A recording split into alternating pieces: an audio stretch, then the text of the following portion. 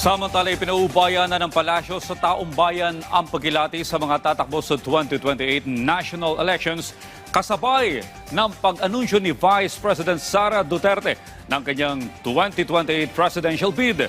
Mensahe naman ng Pangulo sa Bise, good luck. Yan ang ulat ni Kenneth Pasyente. Ang sabi niya po ay good luck.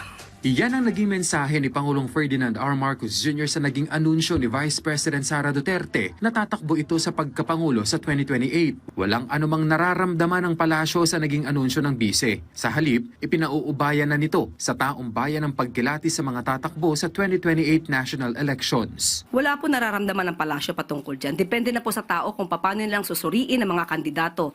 Isipin po nila ang kandidato at magiging leader ay dapat na makabayan. Dapat interes ng bayan ang sinusulong at maging cautious tayo, maging mapanuri kung isang Manchurian candidate ba ang maiboboto nyo.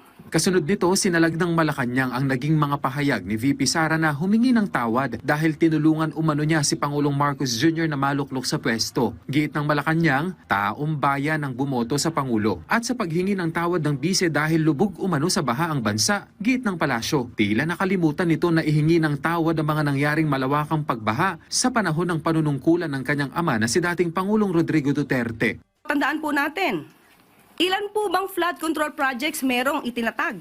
Di umano ang kanyang ama. 13,917 na flood control projects na mukhang hindi naramdaman. Dahil kung meron 13,917 flood control projects, dapat naramdaman natin at medyo humupa ang pagbaha sa Pilipinas. Huwag niya rin pong kalimutan. Ito, akin pong kinuha ng mga report. 2016, meron pong local lane na bagyo na Nina na nagdulot din ng pagbaha. 2017, Orduha. 2018, Ompong. Nagkaroon ng massive landslide sa Benguet. 2019, Tisoy. 2020, Ambo. Lahat po ito ay may pagbaha. Taong 2020, Rolly.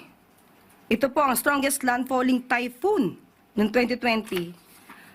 Nandyan din po ang Ulysses, Odette at Agaton. So, hindi po pwedeng magmalinis na wala nangyaring pagbabaha sa panahon ng kanyang ama. Hindi rin anya dapat makalimutan ng bise ang paghingi ng tawad sa iba pang issue. Una po, mas dapat niyang inunang humingi ng tawad sa taong bayan, lalong-lalo na sa mga biktima ng EJK. Dapat niya rin pong ihingi ng tawad at nakalimutan niya nang siya ay magsabing mayroon siyang kilalang assassin at handa siyang magpapatay. At ang assassin na to ay nag-agree or sumang-ayon sa kanyang plano. Dapat ihingi niya rin ng tawad ang mga fake news na ibinandera niya sa taong bayan.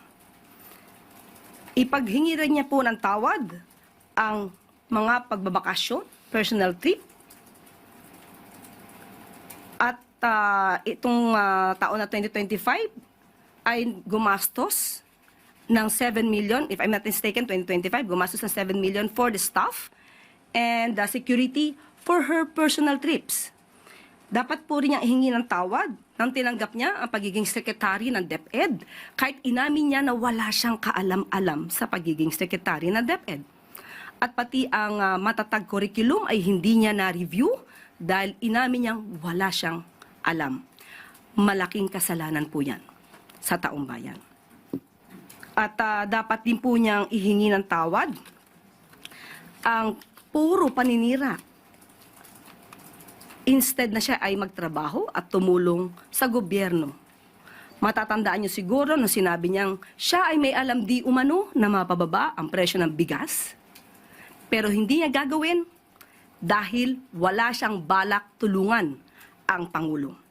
Iyan po ay isang kasalanan sa bayan na dapat niyang ihingi ng tawad.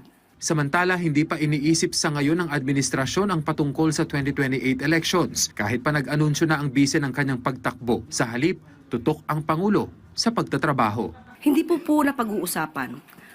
Sa ngayon, hindi pa po yan napag-uusapan. Meron nga po tayong kasabihan at ito'y nabanggit ko na. ang pagkakaiba ng politician at ng statesman. Ang politician, ang iniisip, ang susunod na eleksyon. Ang statesman, ang iniisip, ang susunod na henerasyon. Kenneth Pasyente para sa Pambansang TV sa Bagong Pilipinas.